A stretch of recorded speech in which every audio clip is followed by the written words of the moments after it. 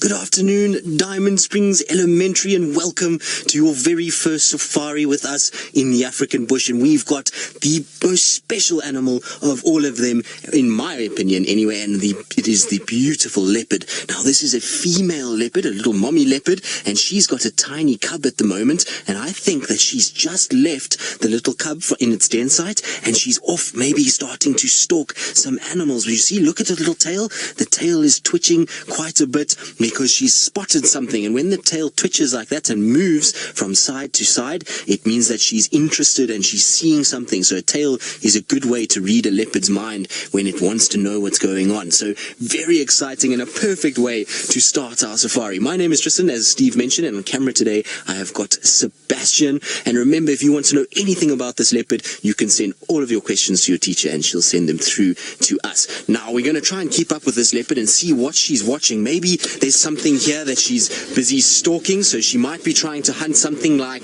a antelope, so something like a deer that we get out here called an impala. It could be a duiker, which is a very small antelope. Also, she could be hunting something like a warthog. She's definitely interested. The way that she's walking, she keeps putting her head up. So what I want to do is just try and get around her a little bit. There, you see, what she's stalking is impalas. So there's impalas over there that are just on the top of the ridge, and that's what she's looking at. You see them all there, and there's some little baby impalas, and she likes baby impalas. It's a small meal, and that means that she can actually go and grab it, and she can then carry it somewhere into a thicket and go and get her cub and take it to that area. So she likes to hunt smaller animals. Now, I've got to be careful here because I can't see her from where I am. Seb, can you see her? Yes. So Seb at least can see her, which is good news. I don't want to spook the impala too much, so what I'm going to do is just go forward so I can park in a way that we can see both her and the impalas, and we'll get a better sort of idea of what's going on. The thing is that she's still very far away from these impalas, so it's going to take her a long time to get a little closer. So we're going to just position ourselves that we stop and we watch from here. I see there's quite a number of impalas in this area, so I'm going to just quickly go forward a little bit and we'll stop right here because this will be a good place for us to be able to watch her, as well as still keep an eye on the impalas that are just over my left-hand shoulder. So she's still looking and she's working out now. A leopard is an animal that's not like a cheetah or lions that it will run from very far away. A leopard is what we call an ambush predator. Now, ambush means that it has to get into a place where it can hide, and then it waits for the animals to come very, very close. So when it's hunting things like impalas, it will wait for them to get within sort of 5 meters, and what's that in feet? Not even sort of 10 feet, and then it will explode using its fast sort of take off the mark to try and go after that prey animal. So it's going to be a situation that she's going to try and stalk her way closer first.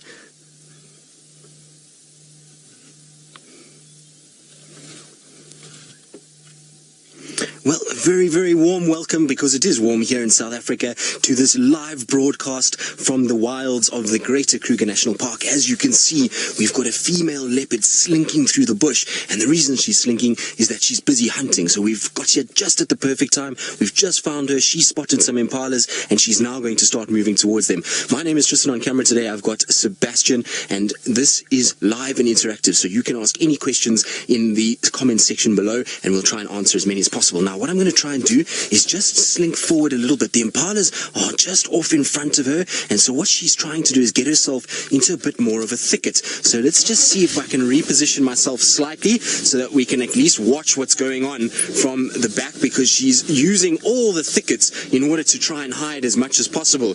Leopards are very different from a number of other predators in that they rely heavily on their camouflage. So you can see the impalas and the leopard, they're both very close now. There's some more impalas that are coming from the right-hand side. So there they are. You see them with their heads down feeding. They have no idea that there is a leopard here. And so she's going to try and use the cover of all this terrain to be able to get a little bit closer to where these impalas are. Now, Rashad, you're wondering why a leopard has spots. The reason a leopard has spots is for camouflage. It is incredibly difficult to see a leopard when it gets into a thicket because those spots, those patches of light and dark, break up that outline and make it sort of match the dappled light. You can see there's a bit of sun there, there's a bit of shadow, and she actually blends in incredibly well. If you go a little bit lower towards her tail section, you see how that section disappears. So once she goes down into the grass, it becomes very difficult to see her. So she blends in super well by having those spots. The only thing that doesn't blend in is that little white tip to the tail, and so that's something that we use sometimes to spot them, because otherwise they can be very difficult to see. And she'll use these spots now to try and get herself much closer to these impalas. She's still too far away at this stage. It'll take her maybe about 60-70 meters. Well, she'll take her probably a long time to get over those 60-70 meters, and what she's doing is she's watching the impalas trying to work out which way they're moving, and then she'll try and position herself in front of them and then sit in wait.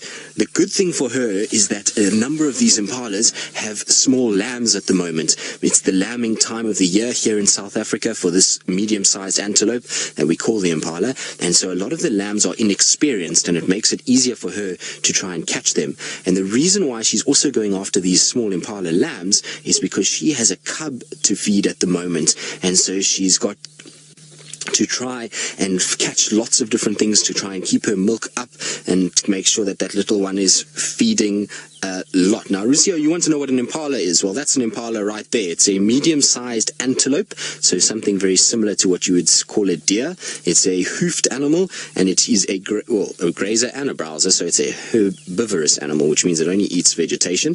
And they are very, very common here in southern Africa. We find them all spread throughout the southern part of Africa, and they, particularly in this northeastern corner of South Africa, we have a number of them. In fact, they're the most populated antelope of all of them in this particular part of the world, and so it forms a very big part of a leopard's diet. Leopards love to go after things like impalas, and so you'll find that they spend a lot of time hunting them.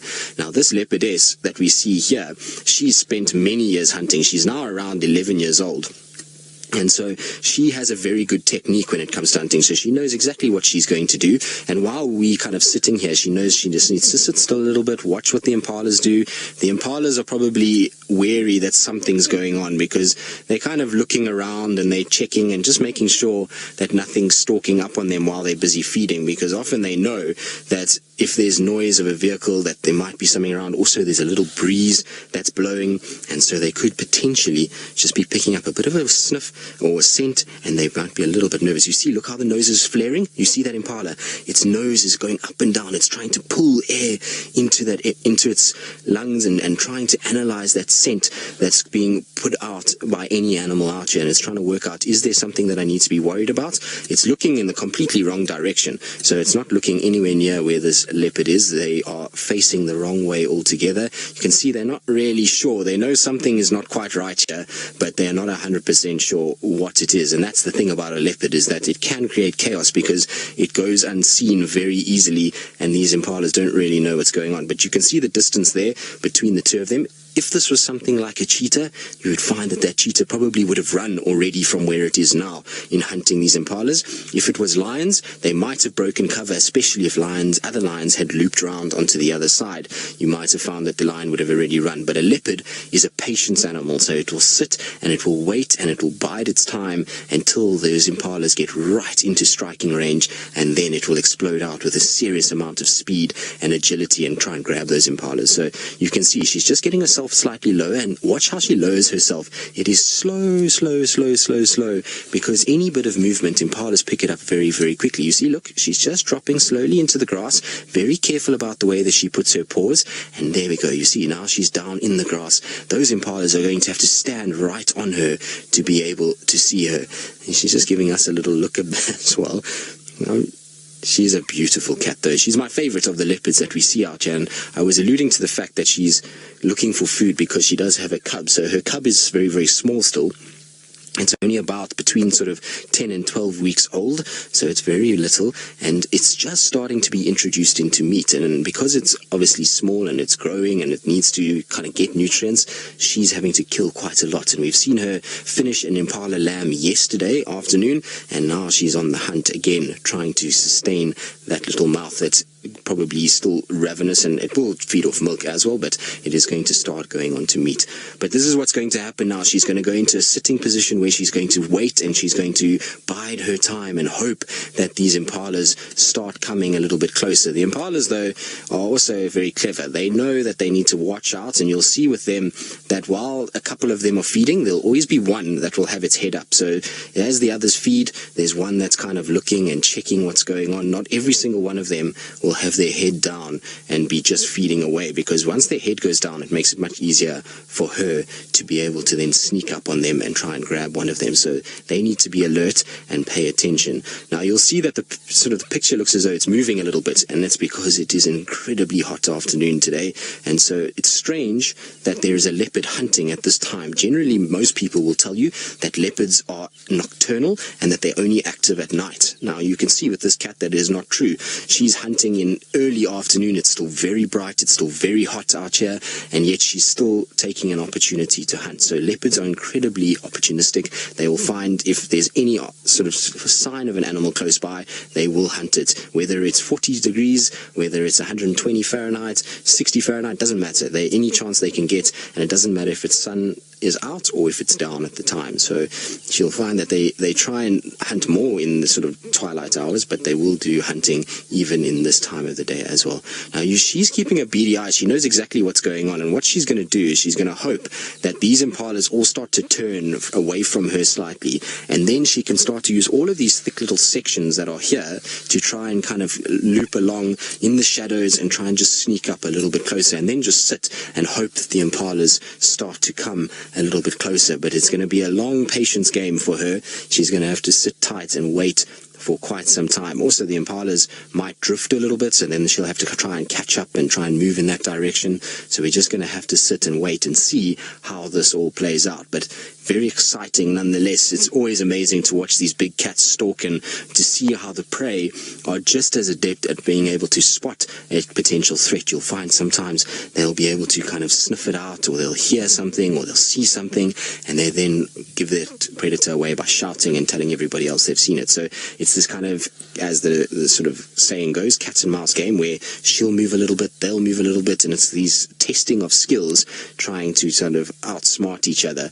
What she also might do is, because it's still very bright and very hot, she might wait until it gets a little cooler, until she decides to hunt. So she might wait until the light is the sun's a little lower, it's a little cooler, it gets a bit darker. It's much easier for her then to move around without being spotted in those darker moments. So I think what we're going to do is we're going to sit with this leopard. There is plenty opportunity for things to happen. So if anything does happen, we will go live again, so don't go away anywhere. Hopefully there will be lots of action still to come this afternoon. But for now, we're going to just sit and let her rest, and then we'll catch up with all of you if anything does start to happen.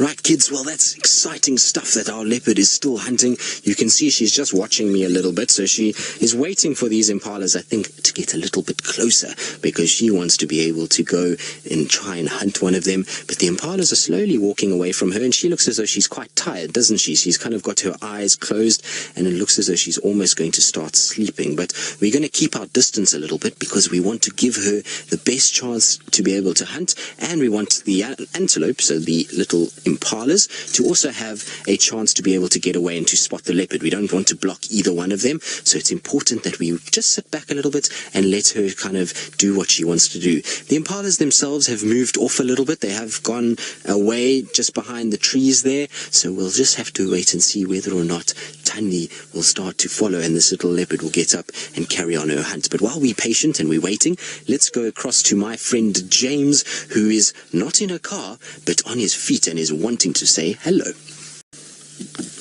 Well, our leopard is decided there's no time for hunger now. It's time for a good afternoon nap. She's found herself the best possible spot. She knows impalas are close by and that hunting can take place a little later when it's not as hot as it is now. So she's going to, I think, have a bit of a sleep first before she does anything else.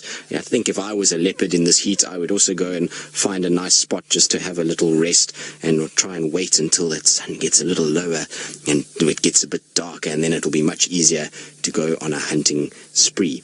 The other thing is that shame, she's probably been quite a busy female, because when you have a little cub as a leopard, it's a lot of time spent playing with that cub and making sure the cub is safe and checking on it and giving nutrients to it, and that will make her quite tired, and so she will need to have a little rest from time to time and try and sleep. And there you go, you can see she's just put her head down, and it's amazing. Look at, you see how well she blends in. Now you might have heard earlier I was saying that she's an ambush predator. Now ambush, like I was saying, is when this animal has to try and hide to chase after its prey, and you can see that those spots help it to camouflage. Now camouflage means to hide away in the bush. So if you had to drive along now, that's what it looks like. Can you spot the leopard? You see how well it hides? It is incredibly good at hiding itself. So those little rosettes and those spots that it has are able to hide it away even in plain sight. So it takes you a while to be able to spot her when she's lying down in the grass. And look at those beautiful eyes, and there's a big yawn. See those teeth? You see how big she's got? Those big canines that she'll use when she tries to grab an animal,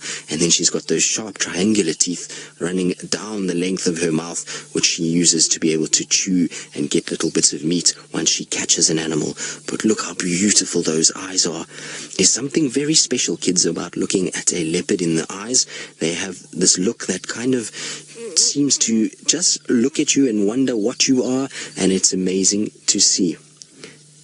Elliot, you're wondering how the leopard sees through the long grass. Well, Elliot, they've got very good eyesight, so they're able to see a little bit through it, and what they can't see, they're able to detect things with their ears. So they're able to hear, and they're able to use their whiskers. You see she's got very long whiskers, and those whiskers pick up the wind as it blows, and they basically tell her what's going on around her. It picks up any vibrations.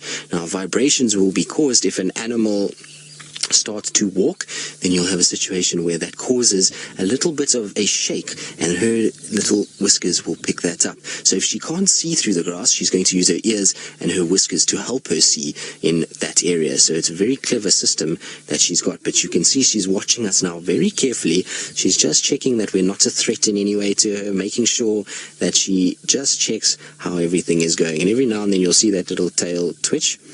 Okay, girl, no, enough. There we go. So this is very, very common for this female leopard. She sometimes gets a little bit on the grumpy side, and so she sometimes will show her teeth at us. She's just telling us that I see you there, you're close enough, stay where you are. And it's well, no, the leopards are busy this afternoon, which is amazing because I didn't think they'd be busy this early. And you can hear there's some of the birds that are shouting at this leopard because she's walking. So they're warning everybody that they've seen a predator. But what she's doing is she picks up her tail. And earlier we saw the white of her tail, and she's now telling everybody, don't shout at me. I'm just coming here. I'm not hunting you. Leave me alone. Don't go after me or anything like that. And so that's why she's doing it. Now I'm going to try and just catch up with her quickly because she is going to go into a very thick area that we might not be able to follow her in. I think she might be heading towards the cub, so maybe we'll get lucky and we'll see a tiny little baby leopard as well, which will make my day for sure. Now we just got to try and get around this little mud wallow, so this little watery area, and there she goes. She's walking quite fast. I think she's going back to the cub. How exciting is this? Maybe we'll get lucky and we'll get to see that little one, although she's stopping for a drink now, so I want to just try and get round to where she's drinking. She's a cat that sometimes can get a little bit thirsty, and so she does come to these drinking spots fairly regularly. So I'm just going to try and get in here where we can see her drinking. There we go. Seb, is that all right? So you can see she's just having a drink. The water is not very nice though. It's got lots of algae in it, but she's still going to have a quick drink. So she's going to lap up lots of water. Now, when leopards drink, they don't drink like you and I drink. We will put water to our mouth and we open our mouth and then pour the water in. It's very different with the leopard. They put their tongue to the water. You see, they put it down and it curls back towards them. And the reason why they do that is because the top part of their tongue is covered with lots and lots of hairs. And those hairs, or little hooks, they are rough. And so what happens is as it touches the water, water sticks to those little hairs and they pull it up, and the water then pulls up, and then they close their mouth to grab that water that's being pulled up by the tongue. So it's very clever. It's called surface tension. That's what it's called when they drink like that. And so they do it just like that. And it takes them a long time to get a lot of water. They've got to have a situation where they drink for quite a while to get, if they had to drink a glass of water like we did, it would take them very long to finish a glass of water. So they don't get as much water as we do, and that's why they have to sit for a long time trying to get the water that they need. But there we go. You see, she's just looking around every now and then. Isn't she beautiful? You can see the beautiful spots on her coat, and then that little white tail that's curled up. And when a leopard drinks, that's often what you see, is the little tail just sticking up on the end, and that white is what I was talking about earlier. Now, when I was saying that she puts the white up to tell the other animals she's not hunting them, she also has that white tip to be able to allow her cub to see her as she walks. So as she's walking along, the cub will be able to see the white tip and be able to follow its mom as the mom takes it to wherever it's going to go. But she's a thirsty girl, and that's because it's so warm this afternoon. I'm not surprised she's so thirsty. I would have thought she would have definitely needed a drink. I certainly think that we might need a drink as well by the end of this afternoon. Caleb, you're wondering how fast leopards can run. Well, Caleb, a leopard is not the fastest of the cats, and so they don't go nearly as fast as some of the other big cats that we see out here. So she'll run at about 30 miles an hour, maybe a little bit less, even 25 miles an hour if it's a big male leopard who's a little bit heavier, but for a female leopard, about 30 miles an hour. Now, she's going into an area where I'm not sure we're going to even be able to follow her. I'm going to try and follow her, but I don't think we're going to be able to. Now, you might also see that there's other cars around. Now, these other cars are here because they have people that have come all the way out to South Africa to come and see these animals, and they're very lucky. They're on a safari of their own. You're lucky because you get to be in class and you can learn about all these animals, but those people have traveled all the way here to be able to see them. Now, I don't think we're going to be able to go any further at all, so what I'm going to do is go back to the road and just go around and see if I can get onto the other side there, because there's too many fallen over trees here and it's very, very thick, which means that it's tough. Our vehicles can go lots of places, but not everywhere. Right, well, while I try catch up with our leopard and see where she's going to go, and maybe if we're going to get a sight of that little cub, let's send you all the way. Well, indeed, because Thandi has led us straight back to her little one, who's just sitting behind her at the moment. So little cub is just sitting and taking it very easy, and I'm super surprised at Thandi's behavior this afternoon because, well, she wasn't with the cub, so we had 3 vehicles in the sighting, which is per normal when she's out and about and doing her things, and she led all 3 vehicles straight back towards the cub, which means that she's starting to kind of get used to the fact that vehicles see her with the little one. She's also not been in any way aggressive towards us at all, which is fantastic news. Now, you might be wondering where the cub is. The cub is directly behind her head. So it's just sitting in the grass behind her. I can just see its ear every now and then. It's been kind of playing around a little bit, so I'm pretty sure it will come out and it will come and say hello just now. It's a case of that it's going to hide for a few minutes, and just because we repositioned the car slightly because we couldn't really see very nicely, and so we just turned ourselves slightly. But if she turns her head, you might be able to see little one. Hello, little one. How are you? What you doing? Look at that. Is that not just the cutest face? I know we've been so spoilt with seeing this cub in the last few weeks, and especially in the last few days. Steve's sighting yesterday afternoon was phenomenal, of the little one being led to water, and now again to have her this afternoon. So we've had a number of drives with this cub, and the more time we spend with this little cub, the sort of more want to spend time with it. It's just the cutest little thing. It's got these big ears, these little curious eyes, and it's so playful. It moves around all over the place, although I think today it's a little on the hot side. I think it's having a tough time dealing with the heat. You can see mom is panting a little bit, and little cub, I think, is also quite hot, because I saw its mouth was open for a while and it was having a little nap there at some point, and it was just kind of watching what's going on. But look at those little eyes, kind of seeing everybody and just watching and paying attention. Now, I don't think that this cub is actually being denned anymore. I think it's a situation where she's leaving it in certain places when she goes hunting, and then if she kills, she's taking the cub with her. I don't think there's a situation where she's keeping it only in one place and is only going to go to wherever the cub is, or is going to go to the cub every day to suckle it and feed by herself. I think she's crossed that threshold now where she's going to take this cub wherever it needs to go and take it towards carcasses and various other things. So it's a great time now, and it's excellent that we're being able to witness this. There's a little tail. Hello, little tail. It's the cutest thing, this. We are so lucky and so privileged to be able to witness this, and to be able to show all of you and bring you along for the ride is the most special thing, because a leopard cub, there are many people out here, and I'm sure Steve alluded to the fact yesterday, and I was chatting to him about it after drive. He was telling me that this is the smallest leopard cub he's ever seen in his entire guiding career. Now, Steve has guided a lot, and he's guided in lots of different parts of Africa, and so it just goes to show you how privileged and how special it is, one, that we're in the Sabi Sands, and two, that we are able to spend time with relaxed females like Thandi, like Karula, like Shadow, that allow us glimpses of these tiny little cubs every so often. It's absolutely wonderful, and we really are fortunate. I mean, it's not every day that you're going to get to witness something like this. We have been absolutely spoiled by the fact that she is around, and the fact that she's also denning right near the camp. I mean, it's literally not even a 5-minute drive from the camp to where she's denning at the moment. We're being spoiled beyond measure, and like I say, the fact that she's allowing us these views is very, very special indeed. Little face, where are you going? Are you going to come and jump on Mom? It looks like it's going to come. Hello, little one. How cool is that? Yes, time for a little bath. We've obviously been up to no good and rolling around in sand and on all kinds of other things, so it's time for you to be cleaned. Look at that. Yes, Mom. Yes, clean me, Mom. My ears are dirty. Ooh. Or not. I think he's going to try and bite Mom's ear soon. There we go. It had to happen at some point. How cute is that? Look at the size of those paws already. I love cubs, whether it's a lion or a leopard, because both of them, their paws just are absolutely massive in relation to their size of their body.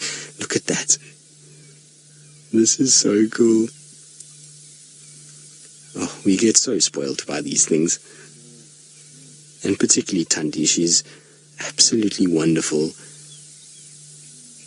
Now, I know she can be sometimes, like I say, she's sometimes a little on the grumpy side, but she really lately, in the last couple of days, has become so much more sort of relaxed with us, and she seems to be getting to the point where she's accepting, particularly of the Wild Earth vehicles. And something that I've noticed is that she seems to be more comfortable with these smaller vehicles and less people. The minute there's more people and larger vehicles, she tends to be a little bit more uncomfortable, but with the smaller vehicles, she tends to be absolutely fine. Now look at the little one playing with the tail. What are you doing, little one? Yes, time for a game. When Mom wags her tail, it's definitely time to play with it and try and bite it. And that you can see that curiosity of things that move is already there. So that's going to stand her in good stead when she gets a little older and has to start hunting. She's going to have a situation where she's going to be chasing lots of different things that move. And so when something twitches right near her, she's going to start trying to bite it. How cute is that? Now, I would like to ask all of you a one-word tweet as to how this little cub yanking on Thandi's tail makes you feel, because, well, for me, it is the cutest thing that you could ever ask for on a Friday afternoon, considering that there are many people that are currently in South Africa that are back-to-back wall-to-wall traffic and are sitting and staring at the backside of a car. I think it's quite wonderful that we get to sit on our Friday afternoon with the cutest little cub pulling at Mom's tail. So I would love to know what your one-word tweet is for this little cub, and, well, it's just its general demeanor and how it goes about its business, because not only does it pull Mom's tail, but it's naughty and runs around all over the place. So I would like to know how this little one makes you feel. Okay, girl. Now, sometimes she gets a bit upset with the cub playing with her tail and kind of jumping on her, and then her attention immediately turns to the nearest person that's close to her, and then she kind of just stares you down as though it's your fault, but she's seems to be okay today. I'm quite glad that Thandi is in a far more relaxed demeanor than she was right in the beginning, and she seems as though she's completely come to terms with the fact that we following her around. Like I say, she wasn't comfortable with the cars coming here. She wouldn't have led 3 vehicles straight towards her den. We are, of course, 1 vehicle left the sighting immediately, and there's just the 2 of us here at the moment because we can't have 3 vehicles with the cub. And so the other good thing is that you can see the cub, even with 2 vehicles, is not actually too phased at all, and neither is Thandi, which is wonderful news. It's only a 1 vehicle sighting, but when you have when you have 2 vehicles here at once, then there's not really much you can do about it. It's better, rather than moving so many cars, is just to let that vehicle sit and enjoy, and then once they move out, just keep it at 1 vehicle. It does mean, however, that we're not going to be able to spend as long as I would like to spend with this little cub over the course of this afternoon, but we will try. P. Hart, you say jellified. Did I get that right, Louise? Sorry, this Game Drive Radio was also on at the same time, but jellified, I hope that means that your your heart has been jellified. I don't know in what way that means. I suppose it's... Yes, maybe you can tell us what you mean by jellified, because I'm not 100% sure in what way you're referring to. But let's see if this little one is going to climb Mom, because Mom is the best mountain. It's the best game of the whole place. And, you know, there's lots of other things to go play with, but Mom is by far the best. It's nice to climb on top of Mom's head and to do all kinds of other things. And look at how gentle she is with it. So she allows it to play. There's a little bit of biting, a little bit of grooming. No, Mom, that tickles, not the tummy. Look how the little back legs kick out sometimes. Oh, so sweet. Joe, you say humble. Well, it is a humble experience. The fact that we get to spend time with this female and her cub is humbling. And the way that she's trusting us to sit here with the cub and to enjoy it and to be a part of her most intimate sort of sections of her life is a very humbling experience. And it's something we should never really forget, because at the end of the day, you know, these things are very privileged views and something that many people in the world would wish and would love to be able to see and to participate in, and yet they can't. And so the fact that we're able to do what we do to show this to so many people that wouldn't potentially be able to get out into Africa is very humbling. Now there comes little one. It's going to come bounding along because Mom called her. There we go. Yes, Mom, I'm back. Don't worry, I was just going exploring. Now it looks as though she's going to get it. See, Tanya's actually initiating some games here. She's actually biting at the little cub and kind of just playing with it. Oh, look at that. This is the coolest thing in the world. Seb? Amazing. There's not many things worse than, well, better than this, is there? So wonderful.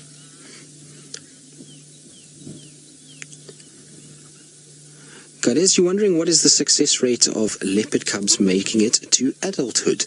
Well, it depends on the area that you're in, and depends on a lot of different factors, but essentially you'll have a situation where here in the Sabi Sands, it's about 30% of all cubs born will make it to adulthood. Look at that face. That is the sweetest little face. And the reason why is because there's a number of male leopards out here. There is a group, there's lots of hyenas, there's lions, and all of these things potentially are dangerous. Even pythons are a potential threat for something like a leopard. And so you find that unfortunately a number of them are killed. And if you look at the cross-section of these areas and you kind of take the females that we have here, I talked about this a few days ago, but you know, you have a very successful female like Karula who will up the average in terms of the number of cubs that are raised successfully, and then you'll have a female like Shadow who's been unfortunate in that she's lost a few cubs, and so the average comes down to about 3 in every 10 that actually makes it into an adult leopard. So it's a low number, and it goes to show just how difficult it is for these leopards to be able to actually find their cubs and to raise their cubs to adulthood and provide for them. It certainly is no easy task, and being a mother to these little furballs, while it is incredible, and you can see that a lot of the time the moms actually glow in the fact that they've got their little cubs, and they also must go through a huge amount of stress. And so it's a difficult period, and it's difficult out here in the Sabi Sands with a high density of leopard and hyenas and lions and those kind of things. So she has a work cut out for her, and even though this cub now has gotten past the most dangerous period, in that it's now past that 3-month section, it's still got a lot of danger to come. And only once it reaches, I would say, over a year old, we saw with, you know, Hosana and Shongile, they needed to be at that age to be able to fend for themselves. And so it takes quite some time for them to be able to get to that period. But you see, Thandi is amazing. She's calling that cub. She says, come, don't worry about the cars. There's a car, it moved, but it's okay. They're not going to hurt you. Just come and lie with me. Everything will be all right. And that is the key to this whole process, is that Thandi is the one that is actually teaching the cub how to be habituated. So initially, it's, you know, we spend time with them, but it's the mothers that show the cubs that we're not dangerous, we're not in any way a threat, and therefore you can come and you can lie here with them around and everything will be okay. So it's her that is the one that we need to rely on. If she's upset and she doesn't want to show us the cub and we leave her alone all the time, then that cub's going to be very skittish. But if we spend time with her and she's relaxed enough to allow that to happen, she's the one that's actually providing the amazing sort of lessons for this little cub in order to know that we are not a threat and we are okay to her. So it's an incredible thing to watch, and like I say, it's amazing to be a part of it. Now, I'm going to just sit here a little bit longer. There are a few vehicles that do want to come, so I probably will be able to sit maybe another few minutes. And while I do that, let's go back across to Steve, who I think has solved his gremlin problem, and hopefully he'll have some good news to share with you. We've given a little bit of extra time. Some of the other guys are still a little far away, which is perfect, and is allowing us just to have a watch of these two having the best playing time ever. You can see Tandy's teaching her a little bit. Little cub is quite feisty, I'll tell you that much. Okay, girl. That's okay. She got a little swat on the face from Tandy, and so she got a little bit upset, and you can hear another vehicle. So she's just looking and just seeing. Look at how the cub watches mom's body language. You see how it looks up at her? Just seeing, what are you doing, mom? Why are you standing up? What must I do? And maybe it's going to just pretend that it needs to sneak off a little bit down into the bottom. There we go. How cute is that?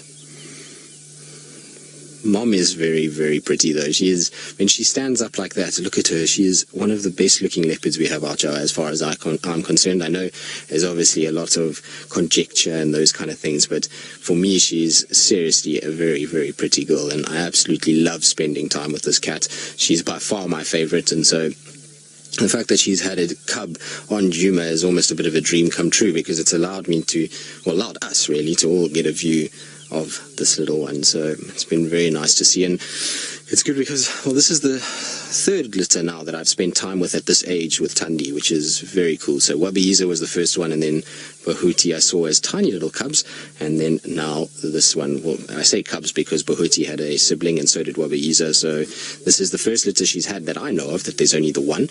But it does happen as they get a little older, you will find a situation where you only get the one cub sometimes. Melissa, you're wondering if Thandi has been successful with previous litters. So yes, she has. Now, Lou, you're saying that I forgot Tamba and Kuchava. No, I didn't forget them. I was saying that as small cubs like this, I had only seen Bahuti and Wabiyiza. But in terms of the actual lineage, she's successfully raised 4 different cubs.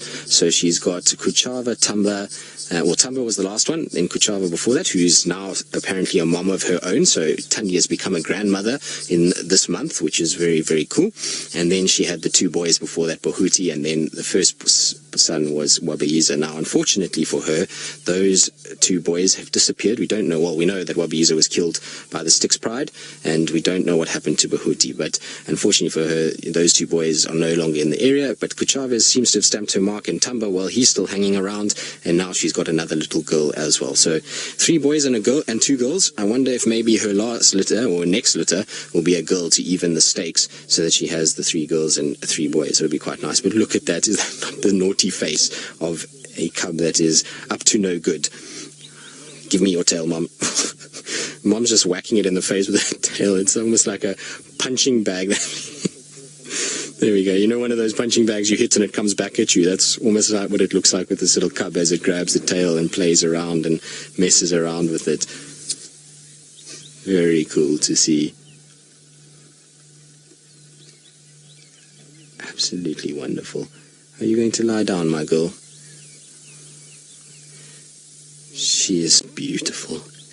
Look how regal she is when she sits. There's one thing about cats, is whether it's a leopard, a lion, a cheetah, when they sit like that with their 2 paws straight forward, they look, you know, I suppose it's that typical cat pose, and it's what everybody always wants to see. But there we go. Game has started. Yes, that's mine. Mine. Mine.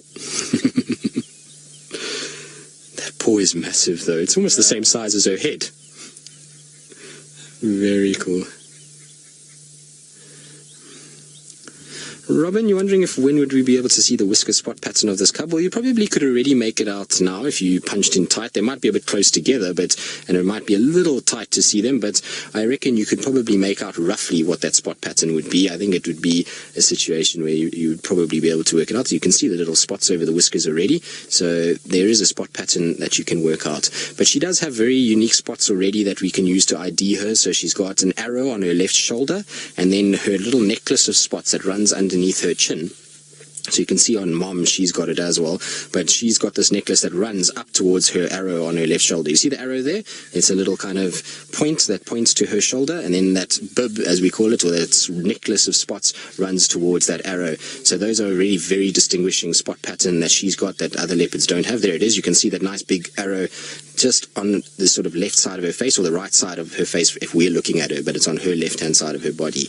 And then she already has those little spots above the whiskers. It looks like she might be a 1, 2, 3, possibly 4 on the left side, and 1, 2, 3, 4 possibly on the right side. So it looks like she might be 4-4. I'll have to blow it up when I get home later and just have a look. So if somebody got a screenshot of her looking at us like that, then we can work out exactly what the little spot pattern is. But it looks like it's going to be 4-4, which is different to her mom. You see her mom has only got the 3 spots over the top of her left whiskers. And so even though there is a genetic, obviously she's related to Thandi, there's also a situation where there will be slight differences, but there is a thought that maybe some of the spots are handed down through the generations. It'll be interesting to know, and certainly something that I would love to kind of study and follow. Anyway, we're probably going to move out of here, and while we do that, let's go back across to James, who I'm sure is rather warm on his walk, but has managed to find something that is not nearly as cute as these little cub, or this little cub. Well, a stroke of luck has formed because we've been allowed to stay a little bit longer. So, well, we're not going to say no to staying a bit more with our little one. It certainly makes life much easier and allows us to at least get a beautiful view of this little cub. She is so special, and being able to spend time with her like this has just been the most amazing thing. And so I'm thoroughly enjoying it. And like I said, I don't need a second invite to be able to see this little one. Very cute. Now, tail has been the order of the day, so the tail game is what's been going on. We've been full mode with the tail, so it's been up and down on top of Mom, and every now and then she tries to suckle, but look, you see, Thandi doesn't like when she suckles. Thandi's like, no suckling. You're getting to that age now where you're not allowed to suckle anymore, and it's hot, and I don't feel like you suckling now. So it's going to be a situation where, little one, you're not feeding, you're going to have to be with the tail for a little longer, and the tail's going to have to keep you occupied. I wonder if Thandi just uses it just to stop the little one trying to suckle, but you can see now clearly a female. When it turns its bum like that towards us, there's most certainly no boy bits underneath that tail. It's only little girl bits. Hello, little one. Yes, we're talking about you. Up the tree we go. We're going to try and balance now. This is just so sweet. Look at that. Not very balanced yet. This is the coolest thing to see. Look, she's going to jump. I think she's readying herself maybe to pop up over the top of the branch. See the little tail twitching already? I wonder if she's going to pop up over. No, she's decided the tail's too interesting. And back again to trying to play with the tail. You, I'm sure, have melted many hearts, little cub. It's amazing how much joy a little animal like this can bring into everybody's lives. You know, there's so much negativity in the world, and to be able to spend time with a little thing like this and just see youthful exuberance at its best, oh, that is the sweetest moment. Look at that. No, Mom, we're going to play now. I'm tired of the tail. I want to play with the head now and bite the ears and scratch the eyes and push the face. Very busy, though. It doesn't sit still, this little one. And all the time I've spent with it, it's always doing something. It's never just lying down, sleeping. You know, you often find cubs will be quite sort of tired and they'll spend a lot of time sleeping. But with this little one, she's been just, well, always moving, never sitting still for more than a second. She's always up to no good. And Thandi's going to have her hands full. Can you imagine when it's 5-6 months old and it can run around with her? It's going to be chaos. Look at that. Look at that. How cute is that? Sinak, you're wondering how much the cub will need to suckle. Well, I'm not 100% sure because I don't know what its weight is. It's often by weight is how much milk that they will take in. It's very difficult to know exactly how much that would be. You'd probably find, though, it would be about sort of in one sitting, maybe 4 or 5% of its body weight that it could probably fit it in, maybe even more than that. It obviously depends on on how much mom is producing and whether or not mom is tolerant of that little one suckling for a long period. But I would say about 5-6% in one little sitting, and through the course of the day, maybe closer towards sort of 10% of its body weight. Now, I was just listening to the radio because there's a very interesting update, which I wonder what's going on. Apparently, there is the 2 Birminghams with the Angama Pride on the Buffels Hook, but not too far from where they are 2 other male lions. Now, I know that cannot be the Birminghams because there's one Birmingham with the Styx Pride on Little Gowrie and another Birmingham in Mala Mala. So that is 2 different male lions that are very close to the Angama Pride with 2 of the Birminghams, which is certainly very interesting. I wonder if it's maybe not the Matimbas. The Matimbas have been hanging around right on the edge of our boundary, the Sabi Sands boundary, and have been inside Hoyo Hoyo and in Bali and Hamilton's. And I wonder if they haven't just come this way. It's not going to be good for them if they come across the Birminghams. Well, I'm not sure what that was, Lou, because you were laughing, so I didn't hear what you actually said, so I missed the joke completely, but I'm sure if it came out of James Hendry's mouth, it must have been entertaining. And, well, I could see Little Rebel being this little rebel, should I say, being a musician. It seems as though it loves the limelight, 1, and 2 just does what it wants to. So it could be maybe a rock musician. Who knows? Did you see the little sneeze as well? So you see it's trying to suckle. Mom's now giving it a wash, so that's a better response than the last time she tried to suckle. So I think it's now dinner time. Remember, early dinner if you're a little one, and you've got to be in bed by the time the sun sets. And so it's time for a little drink. And then I think it's going to be time to go back and try and have a little nap. And I'm pretty sure after a bit of milk, this one is going to go to sleep. Well, I would think so anyway. I'm probably not knowing this cub. It just doesn't seem to ever run out of batteries. It's like the Duracell ads where the bunny just never stops.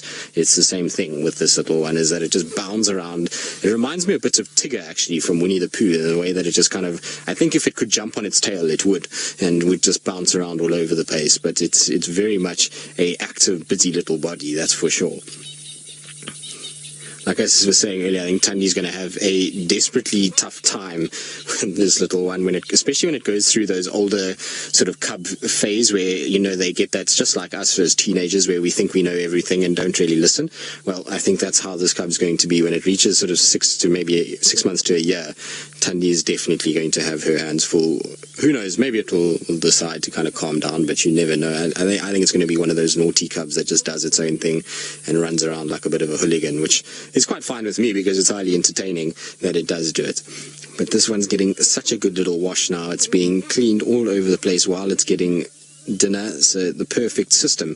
You go get dinner and you get cleaned at the same time. There's no need to then come back to mom later. You can go play a lot more. It extends playing time, not to be groomed outside of dinner or meal times, because if you get groomed at meal times, it means that, you know, there's more time to run around and be naughty than there is if you had to do them separately. So clever cub, I would say. Or Thanda is just trying to take advantage of the fact that it's sitting still for 2 seconds to actually clean it.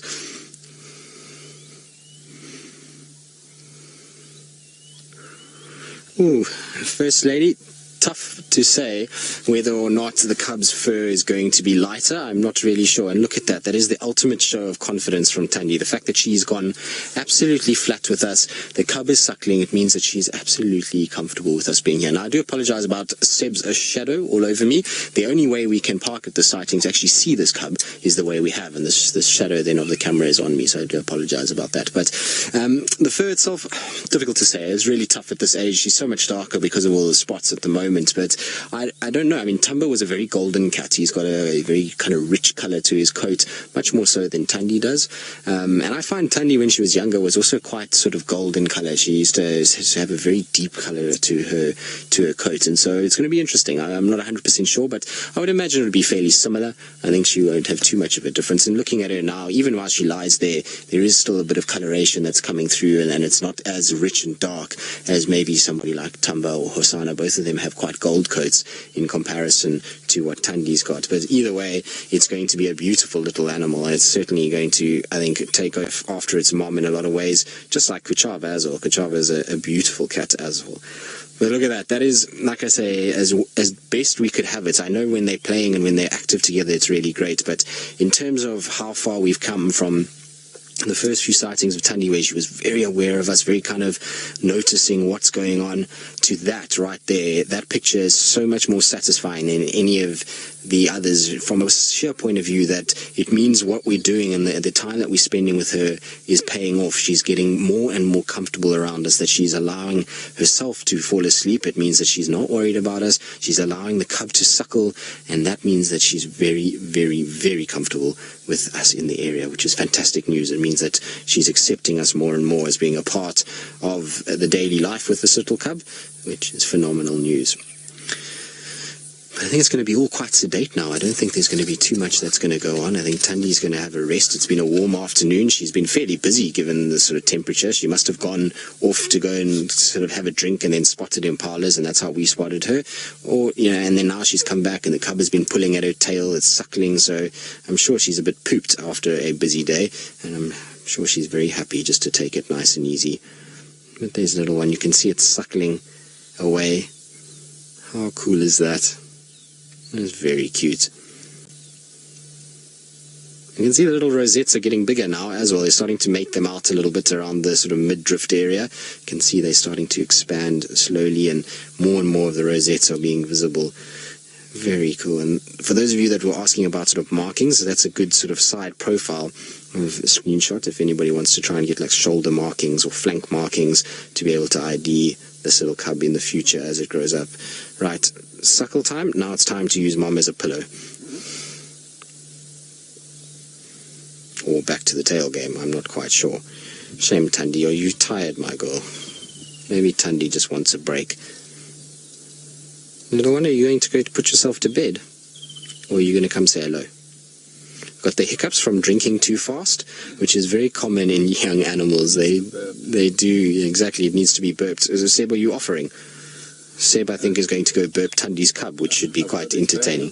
You do have experience, yes. Seb is a father to Casey, so he's got a daughter of his own. So you know all about this stuff, Seb. Well, maybe not all of it, but certainly some parts of being a parent and raising little ones to their sort of adulthood. Well, you still got a long way to go, Seb. It's not going to be a year and a half like with the leopards. You've still got many years ahead of you looking after your offspring. Very true. I think the little one's gone to bed. I honestly believe that it's probably gone up this termite mound, found its little area that it sleeps in, and I think it's going to go to sleep, and we're going to be left with Thandi having a real good nap, because it went slowly up this termite mound. I haven't seen it kind of coming up onto the other side like it did earlier, and it certainly doesn't seem like it's going back towards Thandi. So I think we're very well trained. It's just decided that's bedtime. I'm going to go now. I've entertained you all enough. You now need to go somewhere else, and I'm going to go and sleep, or you can just look at mom, because, well, I'm tired of the camera and all of this showing up and gamesmanship that I've done this afternoon. Very cool to see. There you go. The picture of calm for this time being, that's for sure. She just picked up her head a little bit, so she has a situation where every now and then, if there's a little rustle, there's a bit of a breeze blowing, so there's a little rustle, or maybe she hears some sort of alarm call or something like that, she's going to head or listen in that direction. There are some ellies around this area that I can hear north of us that I'm sure Steve saw earlier, and I'm pretty sure that she just heard maybe them cracking branches or something like that.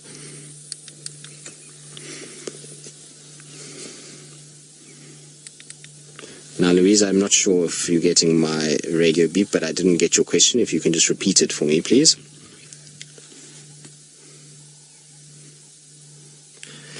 So, Scarlett, you're wondering how much sleep a leopard cub gets. Well, Scarlett, obviously, again, it's a dependent situation, but they sleep a lot more than the adults do. And we know the adults in the cat world do sleep a lot. They can sleep for, upwards of 12, 14, 15 hours a day. Oh, I see the little one. It's just sneaking and look, it's stalking mom. Look how it's got its head low to the grass. Just to the right. So, they'll probably sleep about the same. They'll probably spend a lot of time sleeping in that vicinity. Oh no, it's now just relaxed. But at one point it was slinking through the grass straight towards Mom. I thought we were going to see it stalking and jumping onto Mom. So I'd imagine they sleep around there. So I would say between sort of 14 and 18 hours. Look there, the little bum is wiggling. There we go. No, we're definitely not gone to bed just yet. We're back in the game. Tails being pulled. Thandi, I'm afraid you're not going to sleep very much now at all. Little one is dragging your tail away and is going to take it with it. Or we're just going to settle and chew on it right there. That must be sore. Surely not. I mean, that little one's got teeth already, and they'll be needle-like teeth. That can't be pleasant, just having the tip of your tail chewed. I suppose it's nice and fluffy. You can actually see how matted the fur is from that little one biting on it. What are you doing? Yes, you are cute, for sure. We know it's your tail. How sweet is that? Thandi is absolutely not fazed by this. Not fazed by this at all. She's like, oh, might as well just let it happen. Eventually it will tire out. And there we go. I think a big flop down, maybe? No. Still clinging to it as much as we can.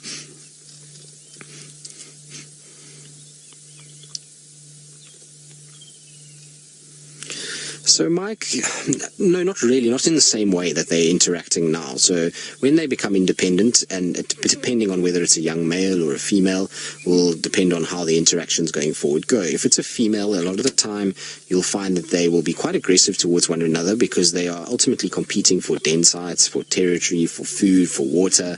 And so, there's often quite an aggressive sort of stance towards one another. I'm sure they recognize each other and they'll be growling and then they go their separate ways. So in the incidences where I've seen mother and daughters interact, it never gets actually too physical. They mostly just sit and watch each other and growl at each other, and then they just separate from there. Almost as if they know, okay, at one stage we're related, but now this is the boundary and we're going to carry on. I suppose if push came to shove and it was cubs at life at risk, then they would fight, and they probably certainly could. I mean, if you look at Shongile and Thandi, they can go at each other. But if it's a male and it is able to somehow become dominant back in that area, there is a very real possibility that Mom will now turn into lover, which is not very nice at all to think about, and the son will actually mate with the mother, and it's not a great situation at all. I haven't seen it in leopards too much, but I have seen it in lions. There was the Hilda's Rock Pride down in the south of the Sabi Sand, and that Hilda's Rock Pride, the boys that were born to it eventually ended up mating with their mother and their mother's sister, so their aunt, and produced cubs with them, which is not ideal. So it obviously depends on what goes on. I think now, in terms of if Tumba came towards this little one, Thandi would be very aggressive towards him and try and push him away and just say, you're not really welcome here. You need to kind of stay away from my cub. At the end of the day, it knows that Tumba, being a young boy, could potentially be dangerous to it, and so she doesn't want it around, and that's probably why we see very little of Tumba at the moment. Oh, look at this. Everything is being bitten. Yes, it's your stick. You can have it. I don't want it. Okay. Look at that little round tummy as well. You're a little fatty, actually.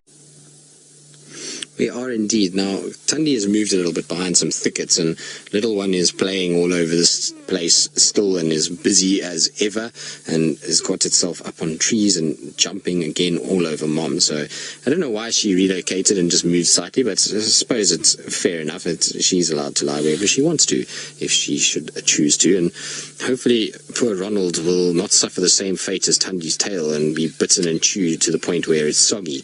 Hopefully Ronald will be able to get out of there with alive. It's having a rough day, poor Ronald. He's been kicked by an elephant and bitten by a leopard. How many things can say that they've had that happen to them in one day? Certainly not many, I don't think, and, well, I would be very surprised if Ronald makes it out alive. At some point, the way it's going at the moment, it seems as though the poor thing is destined to be hurt or eaten or something along those lines at some point. And, well, we'll see what happens. I'm pretty sure Hasana will lose interest fairly quickly. He did the other day. He was interested for all of about 5 seconds and then decided that he wasn't too sort of worried about it.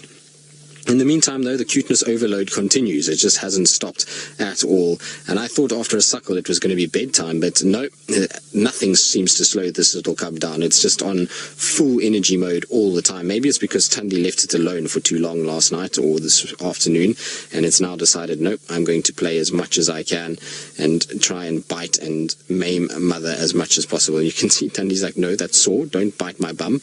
I'm going to bite you back if you bite my bum. And, well, fair enough, I would say. How cool is this? I'm absolutely loving the fact that she is so relaxed with us, and I think it's possibly because we've been on our own for quite a while here at the sighting, and it seems as though as soon as there's a lack of people around and a lack of these bigger vehicles, that she tends to be that much more relaxed and that much more comfortable with what's going on. So it's perfect. Like I say, it's the best situation is just to be sitting here with this little one and having the best time. Can you imagine trying to control this? Now, at least there's one of them. Can you imagine if there was three of them having to look after this? Now, I know there's some leopards that have had three, although you'll find when there's three of them, they tend to play with each other more than they play with mom. But because it's got no other siblings, mom is, well, the only source of entertainment. And so mom gets bitten and chewed on, and look at that. This is the sweetest little face.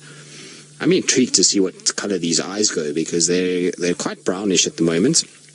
They're very much sort of, I suppose not brownish, they're a weird color actually, and I wonder if they're going to go as light as what Tumba's did, or if they are going to stay fairly sort of goldy like her mom has. It'll be interesting. It's always a wonder to watch leopard eye colors and the way that they change. So cute.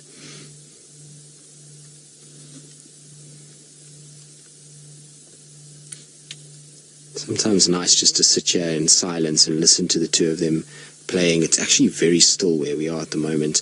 Little breeze, but no birds are chirping. It's that time of the day where everything starts to go a little more quiet.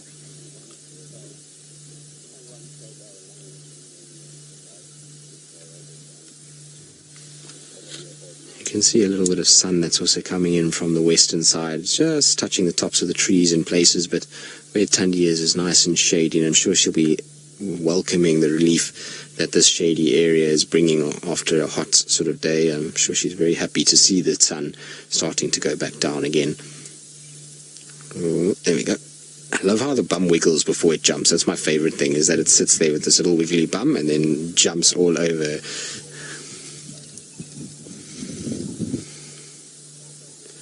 Mr. Q-Tip, you're wondering what is the earliest stage a cub could possibly survive on its own. The youngest that I've heard of in terms of a cub surviving without a mother was 10 months old. So that is very, very small. I mean, that's tiny. And so it's only would be 7 months from when this one, or from where this one is now. And that one was able to survive. But it's very seldom that anything under a year old survives. It's normally from a year. But the youngest I've personally seen is 10 months. I don't know of any younger than that. I'd be interested if anybody does have any information on any cubs that are younger that have managed to make it to adulthood. I think I once read of a cub that was 8 months old once before that survived. But in my personal experience, 10 months is the youngest that I've seen that was orphaned and was able to pull through somehow and managed to find food and find a way to survive in amongst all the big leopards, and eventually became territorially dominant. I suppose Hosana was also quite young. He was only 13 months old when Karula disappeared, so it's not exactly old either. And it took a lot for him to survive, especially as a young boy in amongst all of these males. Now, Lou says Sandile was 8 months when Shadow abandoned him on a termite mound, but she didn't abandon him forever.